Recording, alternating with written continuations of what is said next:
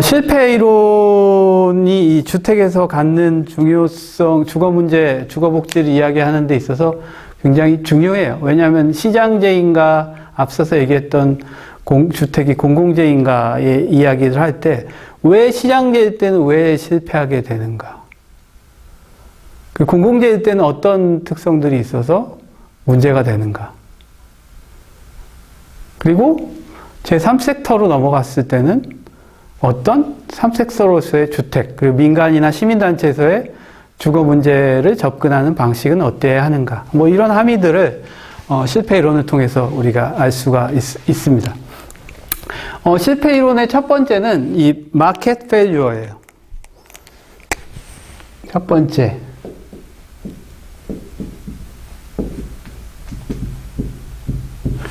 마켓 페일유어. 마켓 페일유어는 그 프란시스 베이터라는 그 경제학자예요. 그러니까 뭐 실패 이론 자체는 경제학에서 나왔습니다. 뭐 이게 굉장히 역사가 긴 뭐 이런 게 아니라 1950년대 후반, 60년대에 처음 마켓 페일유어라는 것들이 나왔습니다. 경제학의 역사가 그렇게 길지 않아요. 뭐 대표적인 경제학자 여러분들 아시는 분 누구 있죠? 아담 스미스. 아담 스미스 다 아시죠? 보이지 않는 손. 경제학에서 이야기했던 시장의 수요와 공급.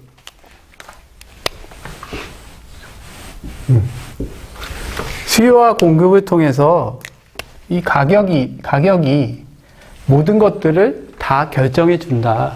결국 수요와 공급은 완전 시장 안에서 가격이라는 것들을 통해서 그 시장의 정의가 실현된다라는 게 이 마켓 이론에서의 기본, 가장 기본 중의 기본입니다. 그래서 이제 그거를 이제 균형 이론이다, 일반 균형 이론이다라고 명명을 하기도 하는데요. 이 실패 이론을 얘기한 이 베이터가 이 일반 균형 이론을 이렇게 완성시킨 사람입니다. 이 수요와 공급에 의한 가격이 시장을 지배한다. 자연적인 하나의 메커니즘으로 운영될 수 있다. 사람들의 생산과 사람들의 소비와 분배와 이런 것들을 시장이 자연스럽게 보이지 않는 손을 통해서 완성한다라는 그 이론을 완성한 사람인데, 실제 실물 시장에 들어가 봤더니, 이게 이론처럼 이렇게 안 되네? 아담 스미스가 얘기했던 것처럼, 이야기하지 않네? 아담 스미스는 어떤 얘기도 했었냐면요. 모든 사람이 자기 이익을 이기적으로 취하면 사회적으로 바람직한 상태에 도달하게 된다. 이거 완전 신봉인 거죠. 모든 사람들이 각자 열심히 자기 이득을 추구하게 되면 결국에는 수요와 공급, 가격을 통한 보이지 않는 시장의 작용 메커니즘으로 인해서 자연적으로 모든 것들이 다 해결돼. 그게 선이고 그게 정의야 라는 거거든요.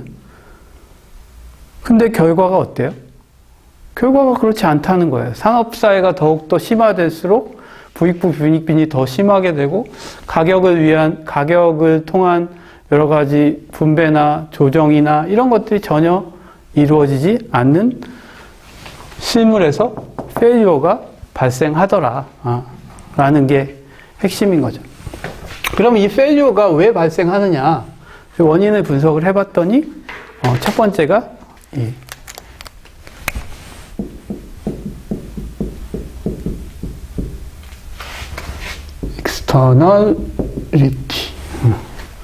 externality, 외부 효과라고 이야기를 합니다.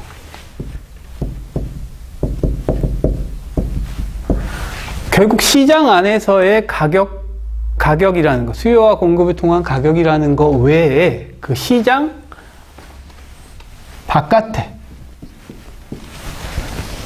시장 외부의 어떤 것들이 자꾸 시장 안으로 개입이 돼서 이 시장이 제대로 작동이 안 돼. 왜? 시장이 왜곡돼.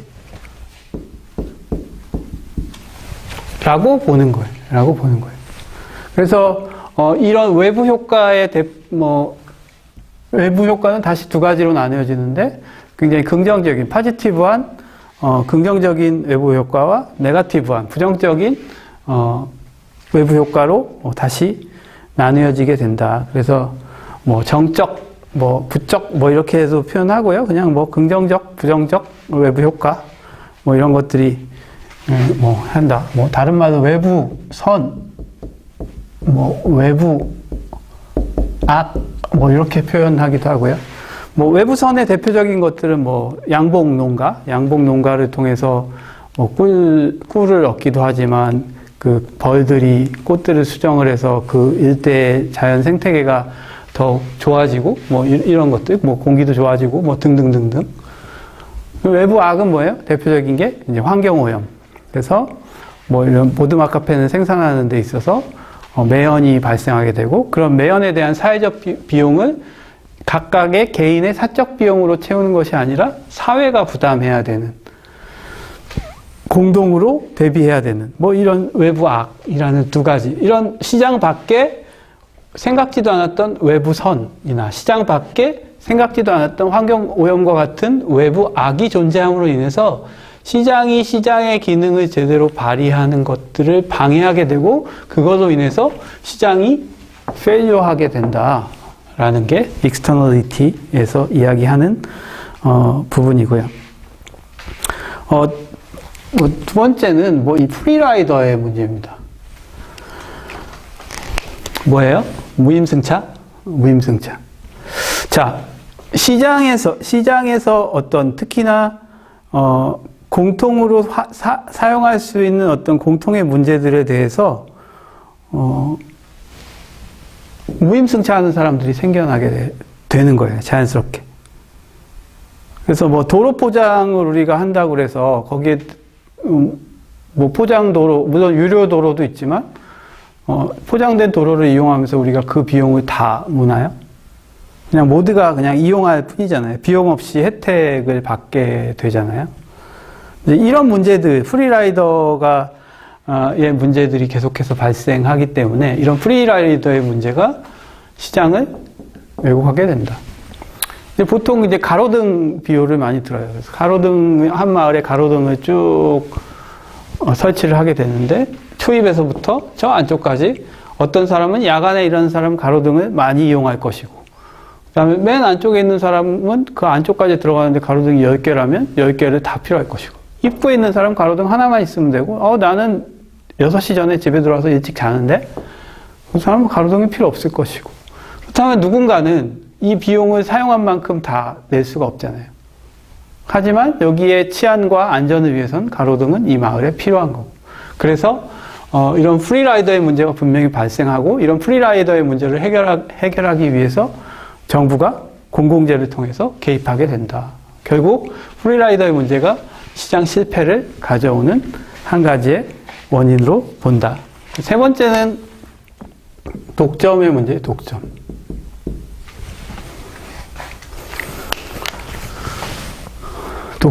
뭐 대표적인 게 이제 다이아몬드 광산 드비어스사라는 다이아몬드 회사인데요.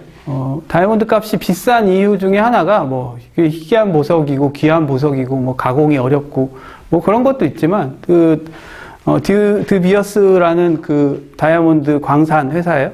그 회사가 세계 다이아몬드 광산의 95%를 독점하고 있어요. 그러니까 가격을 마음대로 조정. 시장은 수요와 공급에 따라서 가격이 결정되고 그게 정의구 선인데 독점을 통해서 시장이 왜곡되고 가격이 왜곡되고 혼란이 생겨서 시장이 결국 실패할 수밖에 없다라고 보는 거고요. 그 다음에 이제 네 번째가 정보의 비대칭성, 뭐 불안정성이라고도 하죠. 사실은 이 마켓 페일리어 이론을 얘기한 프란시스 베이터가 그 가장 강조해서 얘기했던 부분이 시장 실패의 원인으로 들었던 부분이 이 정보의 불안전성이었습니다. 결국 시장이 제대로 작동하기 위한 전제 조건은 모든 사람에게 똑같은 정보가 제공된다라는 전제예요. 근데 왜 시장이 왜 실패할까를 봤더니 결국에 이 정보가 공정하게 똑같이 주어지지 않는다는 거죠. 누군가는 많은 정보들을 알게 되고 누군가는 적은 정보를. 뭐 대표적인 게 금융 같은 거 아니겠어요? 우리 금융 뭐 주식, 채권, 뭐 은행, 금리, 뭐 외환, 뭐 이런 거 잘 모르잖아요. 일반인들이 잘 모르잖아요. 그러다 보니 정보에 대해서 잘 알지 못하니 달러가 올라가면 왜 올라가는지 내려가면 왜 올라가는지 이런 거 모르니까 금융 투자를 할 수 없다. 노동에 있어서도 마찬가지죠. 갑과 을이 존재하는 상황, 뭐 이런 것들이 정보의 불안전성, 대칭성들을 만들어서 결국에는 이런 완전 경쟁시장의 기본적인 전제, 모든 사람들이 완전한 정보가 전달되는 것을 전제로 하는데 그것들이 이루어지지 않기 때문에 결국 시장이 왜곡되고 시장이 실패하게 된다. 라는 거고, 이런 시장 실패를 통해서 결국 무엇이 등장한다? 이런 공공재. 공공재라는 것, 결국 정부의 개입이 필요로 하게 된다. 이런 익스터널리티나 프리라이더, 독점, 정보의 비대칭성의 문제를 해결하기 위해서 정부가 개입해야만 하는 상황이 오게 된다. 그리고 두 번째 실패 이론은 그랬더니 정부라고 괜찮아?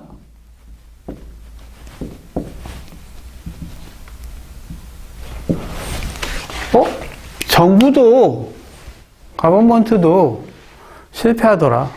가버먼트 실패의 이유는 뭐야? 라고 봤더니 과연 그렇다면 정부가 이런 시장 실패를 해결하기 위해서 공공재를 통해서 개입하게 되는데 정부의 이런 개입이 항상 옳은가? 비대칭성이나 독점이나 프리라이더나 익스터널리티의 문제들에 대해서 올바르게 접근하고 있는가? 오히려 뭐 대부분 투표로 되잖아요. 그러니까 정치적으로 반대 선택을 할 때가 많이 있고 정치적으로 포퓰리즘에 빠지기 쉽고 표를 얻기 위해서 뭐 대표적으로 사회복지에서 아동복지 예산이랑 노인복지 예산 비교해보면 알죠? 우리가 머리로는 시민들의 자발적인 후원금을 보면 아동 쪽 예산이 압도적으로 커요. 근데 정부 예산은 항상 노인 쪽으로 커요. 왜 그래요? 표 때문에 그래요. 저출산 고령화 대책에서도 고령화에 대한 예산 포션이 훨씬 더 커요. 사실은 그냥 상식적으로 생각하면 당연히 저출산 아동에 포커스를 맞춰야 되는 게 맞다고 생각이 들지만 포퓰리즘 내지는 정치적 역선택이라는 부분들이 분명히 존재하게 된다라는 거고, 또 한 가지는 이제 이런 내부성이라는 게 정부 실패에 분명히 존재한다라는 거예요. 그래서 우리가 내부성이라고 하는 것들은 자기 사람 챙기기, 정치인들이 선거하면서 이 사람 저 사람 사회복지판도 많이 정치화가 돼서요. 요즘에 대놓고 제가 좀 까자면 서울시 사회복지사협회 이런 데서 적극적으로 했죠. 막 박원순 지지하고 했었죠. 그게 옳은가? 사회복지도 정치 세력화 해야 된다. 찬반이 있어요. 정치 세력화 하는 게 맞다라고 하지만, 사회복지가 가진 기본적인 가치, 윤리라는 부분은 정치적 중립이라는 게 기본이에요. 클라이언트에 대해서도 마찬가지지만, 우리의 태도에 있어서도 마찬가지. 그럼 사회복지사협회 지지했다가 지지한 후보가 안 되면은, 물론 무시할 수 없겠지만, 망하는 거잖아요. 그래서 그런 모험을 하는 거는 저는 좀 바람직하지 않다라고 개인적인 생각입니다. 그거는 생각은 조금 다를 수도 있어요. 어쨌든 딴소리 하면 안 되죠. 어쨌든 정부 역시 마찬가지로 그런 내부성의 문제로 인해서 실패하게 된다 라는 거고요. 그래서 이런 정부의 실패의 문제에 대해서 그러면 누가 접근할 것인가? 거기에 대해서 시민사회가 등장하게 된다. 정부가 개입할 수 없는 문제들이 또 있어요. 그러니까 비단 가까운 예로 이제 제주도의 그 난민 문제가 불거졌었잖아요. 난민들이 계속해서 이슬람 난민들이 오는데 받아들이면 안 된다. 저 사람들 뭐 다 죽일 거야. 다 폭도로 변할 거야. 뭐 이런 소문들이 들면서 주민들이 반대하고. 근데 정부 입장은 굉장히 난처해요. 난민 문제는 국제적인 공조를 통해서 어려움을, 당장의 삶에 대한 어려움을 호소하는 사람에 대해서 받아들여야 되는 사안이거든요. 근데 주민들은 뭐 결사 반대하고 있는 상황. 어떻게 해요? 정부가 나설 수 없어요. 정부가 공공재로서 제대로 된 개입을 할 수 없는 정책, 제도들인 거예요. 그때 누가 등장하냐? 그래서 정부의 방법은 NPO를 활용하게 되는 거예요.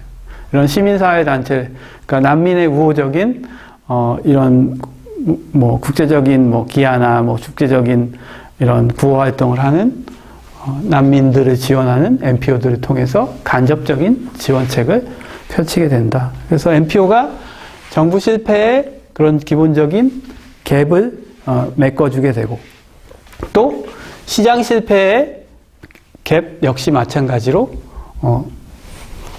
메꿔주게 된다. 그래서 NPO는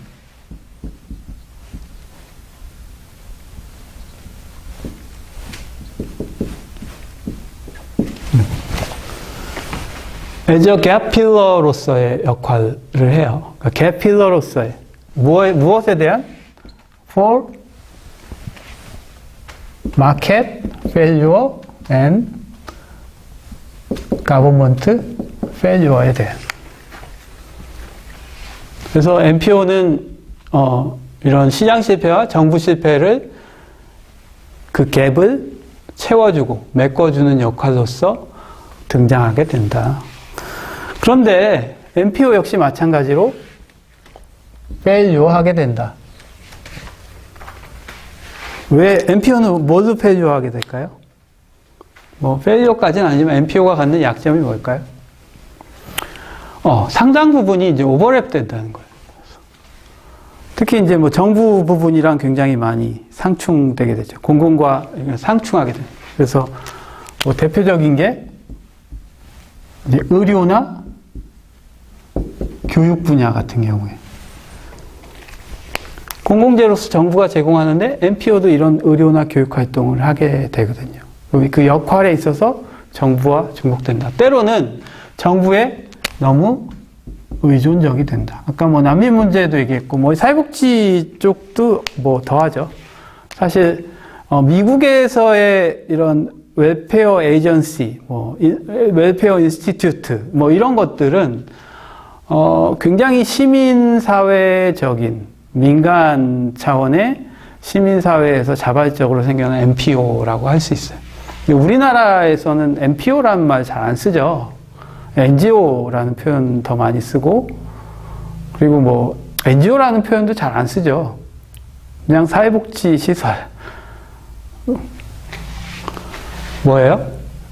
정부의 상당 부분, 많은 부분이 재정에 의존돼 있다 보니 NPO 본연의 개필러로서의 역할들보다는 정부의 방향에 맞춰서 움직여지는 이런 실패를 NPO들도 가지게 된다라는 거고요. 시장과도 충돌하게 돼요. 뭐 NPO에서 하는 뭐 예를 들어서 뭐 농협이나 뭐 수협이나 이런 데들이 지방에 가면 농협 수협에 다닌다 그러면은 굉장한 지역 유지죠. 왜요? 시장을 NPO가 다 장악하고 있기 때문에.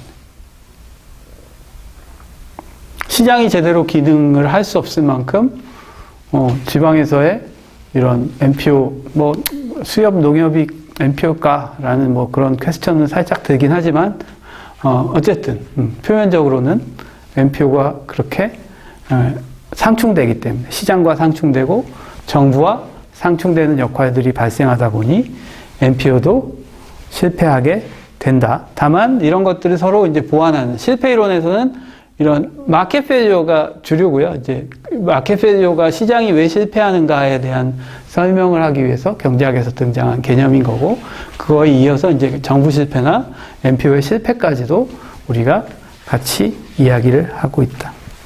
이제 주택 문제에 있어서 과연 시장 실패라는, 뭐 지금 부동산 값은 왜 이렇게 폭등하고 있는가? 이 거품이 언제 일본처럼 정말 폭망할 것인가? 아니면 이렇게 연착륙할 것인가? 아니면 계속 더 올라갈 것인가? 뭐 다 제각각이죠. 어떤 사람은 떨어질 것이다. 10년 전부터 계속 떨어질 것이다. 어떤 사람은 올라갈 것이다. 금리가 바닥이라서, 그리고 세계 유동성이 너무 풍부해서 돈이 갈 데가 없어. 그래서 결국에 부동산은 오를 수밖에 없어. 그런 다양한. 하지만, 이런 관점에서, 시장의 실패의 관점에서, 정부의 실패의 관점에서, MPO의 실패의 관점에서 주택을 어떻게 바라볼 것인가. 주택 정책들을 과연 시장 실패에 대한 정부의 공공재 개입으로서 임대주택 정책이 과연 바른 방향으로 가고 있는가? 이 가운데 어떤 요소들의 실패에 대해서 접근하고 있는 것인가? 그리고 정부가 갖는 아까 그런 불안전성에 대한 부분들을 MPO가 어떻게 채울 수 있는가? 어떤 정책을 통해서, 어떤 활동들을 통해서 정부의 정책이나 제도를 채울 수 있을 것인가? 어떤 서비스 역할을 MPO에서 해줄 수 있을 것인가? 우리가 이런 좀 페일리어 이론에 좀 맞춰서 이런 부분에 대해서 조금 접근해보고 고민해보고 하는 것들이 필요하겠다라는 거고요.